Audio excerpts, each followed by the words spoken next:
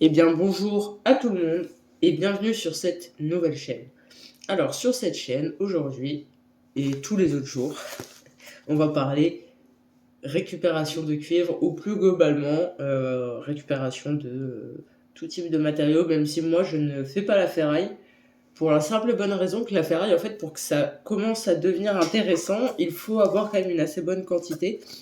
Et je suis en appartement, j'ai pas forcément de gros camtars, donc pour transporter la ferraille c'est assez compliqué.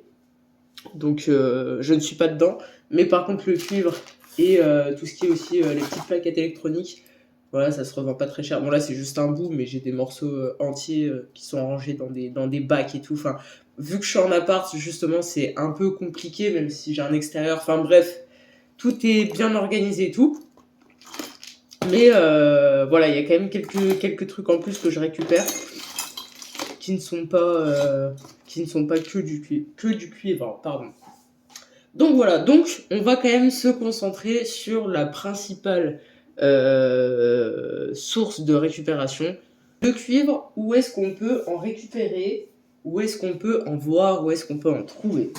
Voici un petit exemple des différents endroits, et encore c'est un court échantillon, hein, vraiment c'est rien du tout là par rapport à tous les endroits où tu peux en trouver, ça c'est ridicule.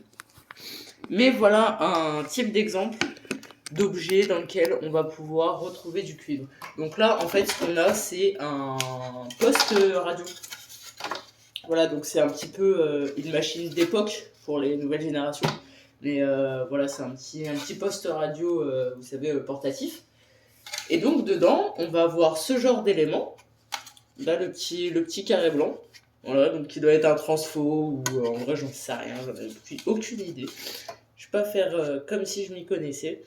Mais vous voyez là, juste en dessous de ce petit revêtement rouge, et ben en fait, c'est blindé de cuivre. En fait, ça ressemble à ça à l'intérieur. Là, je vais commencer à en ouvrir un petit peu pour vous montrer. Voilà, en fait, l'intérieur, ça ressemble à ça. Et donc, c'est plein de cuivre. Par contre, c'est super dur à l'ouvrir. Je dis pas que c'est impossible, je pense qu'avec une disqueuse ou ce genre de choses, c'est très très simple à ouvrir. Mais manuellement, entre guillemets, avec des marteaux, avec des pinces et tout, c'est quasi impossible d'ouvrir. Vous pouvez y emmener directement comme ça chez le ferrailleur, sans passer par vous faire chier à tout enlever, parce qu'à la pince et tout, c'est juste impossible. Donc vous pouvez l'emmener directement comme ça. Le mec va vous y récupérer moins cher que. Enfin, le prix au kilo sera moins cher que le prix au kilo du cuivre, mais c'est pas grave, au moins on récupère toujours un petit peu d'argent. Ensuite, et là je vais vous parler, c'est dans tout type d'appareil, évidemment, on a le câble électrique. Alors il y a des gens, ils vont pas se faire chier à le dénuder pour récupérer le câble, et ils vont le revendre en tant que câble. Moi, je trouve ça super dommage parce que du cuivre, tu peux le toucher à 6, 7 euros, ça dépend de l'année dans laquelle vous regardez la vidéo, de où est-ce que vous allez. Mais voilà, on peut le toucher à peu près à 6 euros le kilo pour le cuivre, alors que le câble, franchement, je vais pas vous dire de conneries, mais pour être large, c'est en dessous des 3 euros le kilo. Pour être large. Voilà, donc je trouve c'est assez dommage de perdre de l'argent. Donc si vous avez du temps à perdre, justement, bah franchement faites-le à vous faire chier. Bon, là ce câble est un peu trop pourri, je pense. Mais faites-vous chier à récupérer le cuivre à l'intérieur des câbles de prise, parce qu'au final on peut en avoir pas mal. Avec des petites bobines comme ça, qui font à peu près 200-300 grammes chacune. Arrête Gizmo. Qui font à peu près 200-300 grammes chacune. On peut avoir des grosses bobines comme ça avec du cuivre qui est qui est un petit peu oxydé, usé, je sais pas comment est-ce qu'on le dit pour le cuivre. Mais voilà, donc là on va plus chercher vers du 400-500 grammes, donc quand même pas mal, hein, demi-kilo. Celle-ci elle est bien lourde, un demi-kilo, pas mal. Et ensuite, dans les appareils électriques tels que les batteurs, les mixeurs, tout ce que tu veux, vous allez avoir ce genre de petits machins. Voilà, donc qui fait partie de tout l'ensemble qui est plus communément appelé le rotor stator.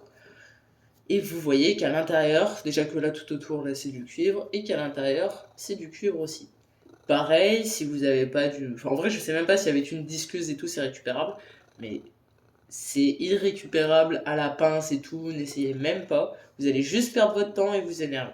Donc Mettez-y dans les moteurs électriques, ça vaut plus cher que le câble électrique, ça vaut un peu moins cher que le cuivre dénudé, mais ça vaut toujours le coup d'y récupérer. Donc mettez-y de côté.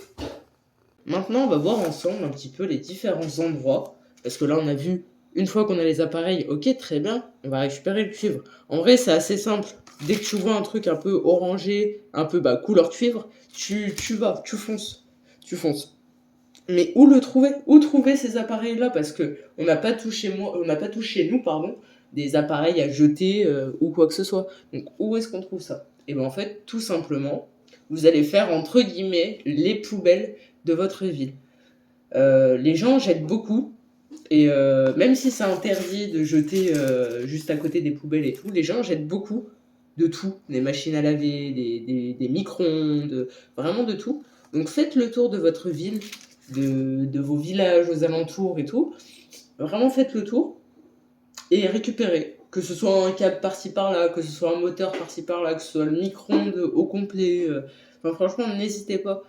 Vous en battez les couilles de passer pour des clochards entre guillemets ou des gens bizarres parce que vous ramassez un vieux truc qui est tout pété et qui est posé à côté d'une poubelle. Franchement, vous en battez les couilles. Vous à la fin du mois ou le mois prochain, quand vous allez emmener vos 20-30 kilos, vous allez sortir avec un chèque à plus de 200 balles, quoi. Donc vous en battez les couilles. Pareil, des fois, il y a des petits composants comme ça qui sont entourés de cuivre. Si vous avez de la chance et que ça vient bien, tant mieux. Mais sinon, vous faites pas chier, encore une fois, vous mettez comme ça. J'espère que cette petite vidéo initiation au cuivre vous aura plu. Si vous avez besoin de plus de conseils pour comment dénuder le câble, avec quel outil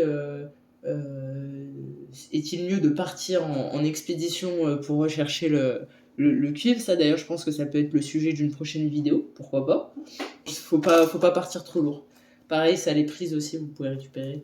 Voilà, j'espère que cette petite vidéo initiation au cuivre vous aura plu. N'hésitez pas à vous lancer là-dedans. Vraiment, déjà, c'est quelque chose qui occupe beaucoup la tête. Si vous êtes un peu comme moi, vous perdez beaucoup dans vos pensées, vous êtes quelqu'un qui réfléchissait énormément, mettez-vous-y dedans à fond et vous allez voir que ça fait vraiment du bien. Et ben, en plus, derrière, ça nous permet. Ah! Mettez des gants! Ça nous permet aussi de récupérer un petit billet à la fin du mois. Donc, n'hésitez pas. Merci en tout cas d'avoir suivi cette vidéo. On se retrouve très prochainement pour une nouvelle vidéo sur le cuivre. Merci.